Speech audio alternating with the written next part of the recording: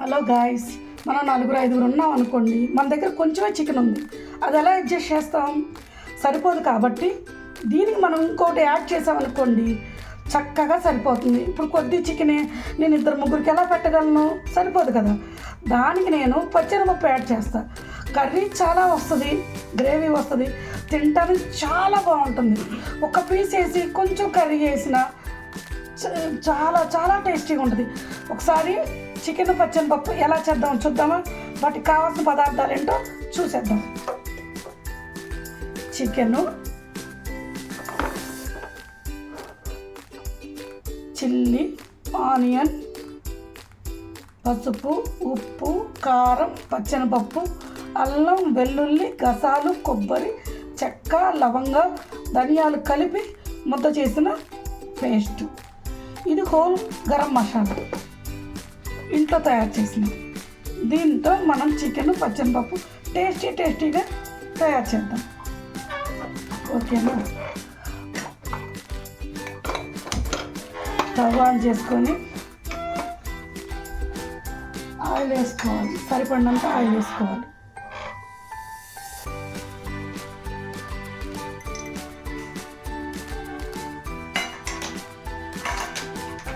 నా దగ్గర morning chicken వండితే ఎక్కువ ఆయిల్ పడి ఆ నూనె కూడా యూజ్ చేసుకోవచ్చు.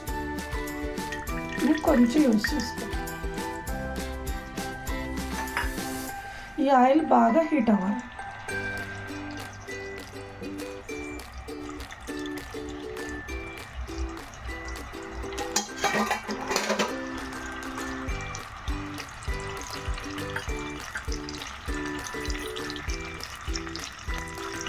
కొంచెం ఆయిల్ హీట్ అవ్వగానే ఆనియన్, చిల్లీ వేసేసుకుందాం.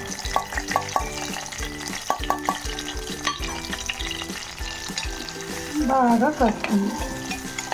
ఈ కలరు నాకు పొద్దున చికెన్లో ఎక్కువైన ఆయిల్ యూజ్ చేస్తాను ఫ్రెండ్స్.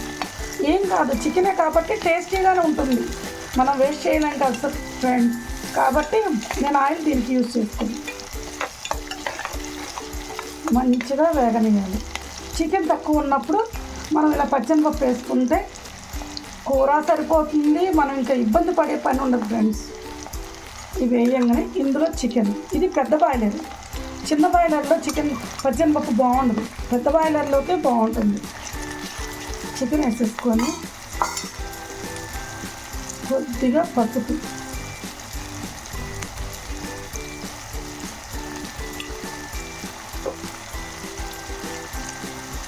మనకి సరిపడా సాల్ట్,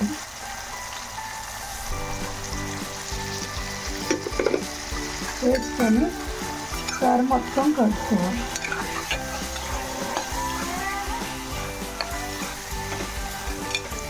బాగా కొంచెం వాటర్ ఏమైనా ఉంటే వినిగిపోతుంది.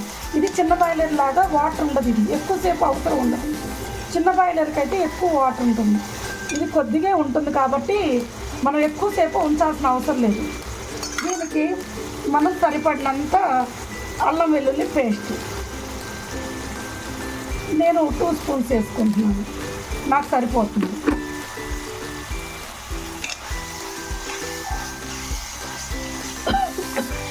సారీ గాయ్స్, కొంచెం మంట తగ్గించుకొని సిమ్లో తిప్పుకోవాలి.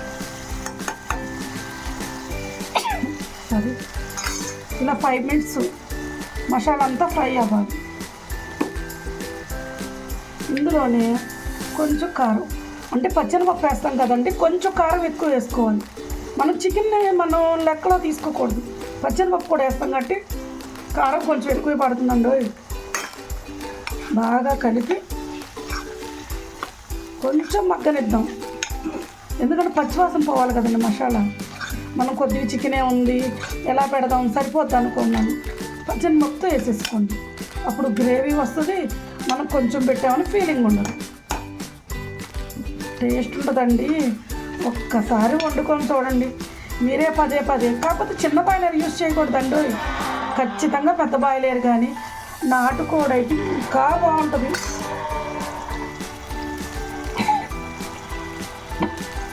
మీకు గనక నాటుకోడి దొరికితే నాటుకోడిలో ట్రై చేయండి, ఇంకా చాలా బాగుంటుంది.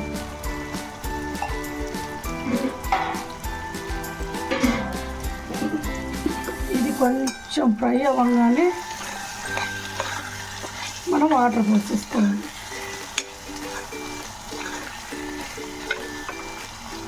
మనకి కొద్దిగా నూనె తేలేదాకా ఉంచుదాం. నూనె తేలంగానే వాటర్ పోసి కుక్కర్ మూత పెట్టి 5 విజిల్స్ ఉంచాల్సింది. కొంచెం నూనె తేలుతుంది చూసారా. ఇప్పుడు సరిపడంత వాటర్, మనకి పచ్చెనపప్పు కూడా వేస్తాం కాబట్టి కొంచెం ఎక్కువగానే వాటర్ ఉంచుకోవాలి. వాటర్ ఉంచుకొని మనం ఇలా కుక్కర్ లిడ్ పెట్టేసుకోవాలి. పెట్టేసుకొని 5 విజిల్ వచ్చేదాకా మనం ఆగాలి. తర్వాత ప్రాసెస్ చెప్తాను. కుక్కర్లో ఇంకా పెట్టి విజిల్ పెట్టాం కదా రైస్.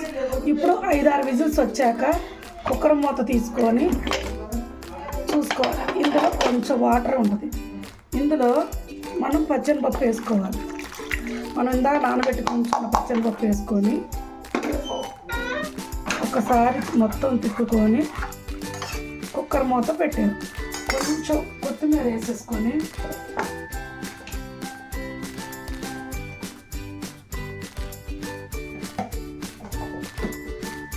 కుక్కర్ మూత పెట్టి ఒక్క విజిల్ ఆడుతాం.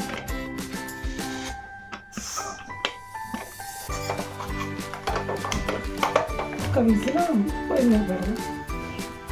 విజిల్ ఇందాక పచ్చెనపప్పు వేసి ఒక విజిల్ ఆడిచ్చాను కదా ఫ్రెండ్స్. మూత తీసుకొని ఒక్కసారి తిప్పుకొని చూసారు ఫ్రెండ్స్, చూడటానికి ఎంత బాగుందో. ఇప్పుడు ఒకసారి కొంచెం సుక్కా ఉంది కాబట్టి కొంచెం ఎగరనియాలి. ఒక్కసారి టేస్ట్ చూసుకోవాలి.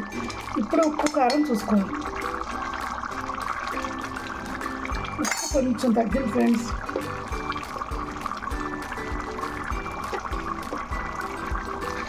దీనిలో మనం ఇంట్లో పట్టుకున్న గరం మసాలా కొద్దిగా, కానీ సూపర్ అంటే సూపర్ ఉంటుంది. నేను చెప్తున్నాను కాదు కదండి, ఒకసారి మీరు ట్రై చేసి చూడండి ఎంత బాగుంటుందో. ఇలా కొంచెం సూప్ ఉంది కదండి, ఒకసారి దీన్ని టెస్ట్ చేసుకుందాం. చూసారా ఎలా ఉడికిపోయిందో, ఎంత బాగుంటుందో. కొంచెం మనం ఎగిరిందంటే గుమ్మగుమ్మలాడే పెద్ద బాయిలర్ పచ్చెనపప్పు కర్రీ రెడీ. కొంచెం ఎగరండి.